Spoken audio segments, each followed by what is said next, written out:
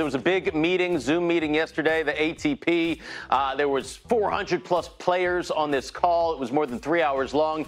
They discussed various U.S. Open scenarios. Officials from the U.S. Open were on this call, prize money, points, and there was really no resolution. A decision on whether the U.S. Open will be played will be coming on June 15th, and some players tweeting about this. Nick Kyrgios saying the ATP is trying to make the U.S. Open go ahead. He says it's selfish with everything going on at the moment, and that we need to overcome these other challenges before tennis returns. That's in Nick's opinion. Jimmy, what do you think about this? I mean, I'm not exactly sure how it's selfish by the ATP. You can look at it a couple different ways. Some people want to get back to normal, want to get back to life. We're accustomed to having a U.S. Open being played. I don't know exactly how the ATP benefits if the U.S. Open plays. It's a USTA event. I could understand them saying something about USTA.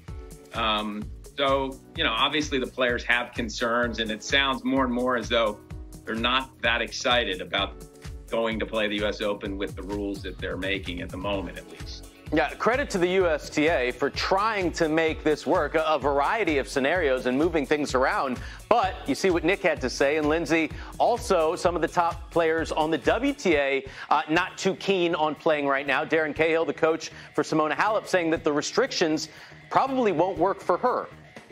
Yeah, so far it's been mostly the top male pros that have spoken out about their preferences, about these rules and restrictions that could be in place for the U.S. Open. And now we have a top female player. And this did come from her coach, Darren Cahill, not Simona.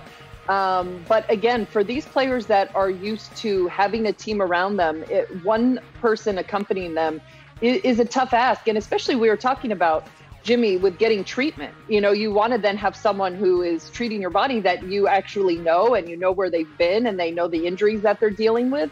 And all these players have top physios that travel with them. And so now we're getting the sense that maybe some of the top women feel the same as the top men.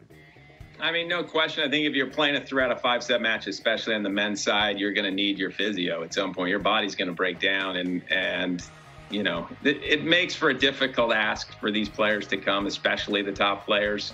They don't need the money. I can understand why some of the low-ranked players, but Steve, when you were talking about those 400 players, most of those were challenger players, and they still didn't seem that enamored with a lot of the rules and the things that they were talking about to restart the U.S. Open.